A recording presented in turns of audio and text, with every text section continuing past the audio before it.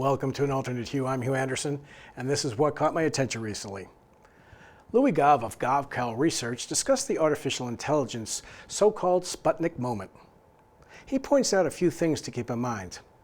Since the 2018 ban on exporting high-end semiconductors to China, we have the following to consider.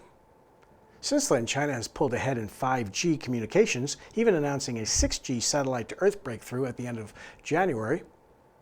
High-speed rail with new trains going 280 miles per hour, electric vehicles triggering the imposition of new trade barriers by the US and Europe, battery advances, more trade barriers, and drones.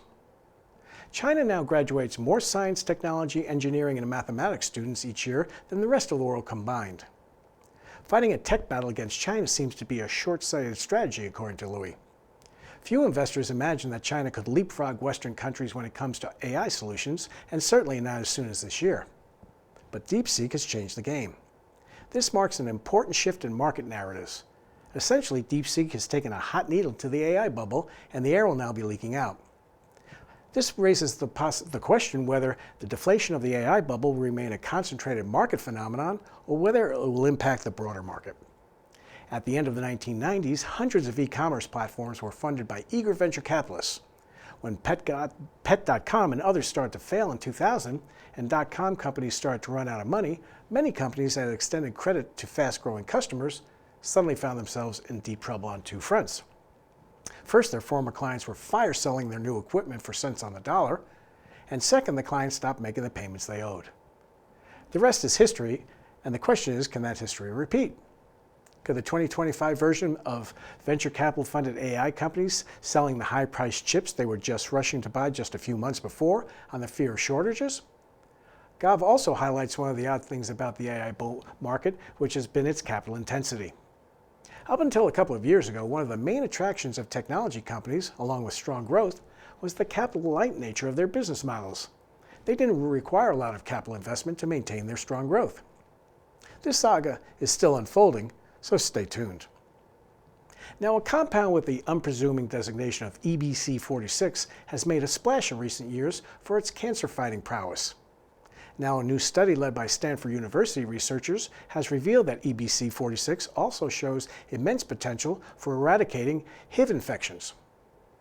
Compared to similar acting agents, EBC46 excels at activating dormant cells where HIV is hiding, the study found.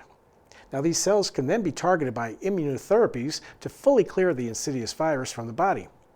Researchers think achieving permanent elimination of HIV in patients, in other words, a cure, is possible. And now, more good news? Newswire reported that in 2024, teen alcohol and drug use reached record lows.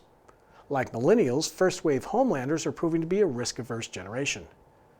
Since 1975, Monitoring the Future has polled high schoolers about their use of drugs and alcohol. And over the last 50 years, the survey has become the gold standard in tracking teen substance use. The 2024 results show a continued decline in youth drug and alcohol consumption, a trend that began 20 years ago. And finally, leverage exchange-traded funds are investment vehicles that use debt to accelerate the returns on the underlying portfolio in the fund. Some are designed to enhance rising market returns and others to benefit from market declines. Some of these promise 2 and even 3 times the underlying index returns. The market apparently likes these vehicles. This chart shows just how many leveraged ETFs have been issued over the years. Note the number of new funds in 2024. Do I smell complacency in the market? You be the judge. So that's it for this week.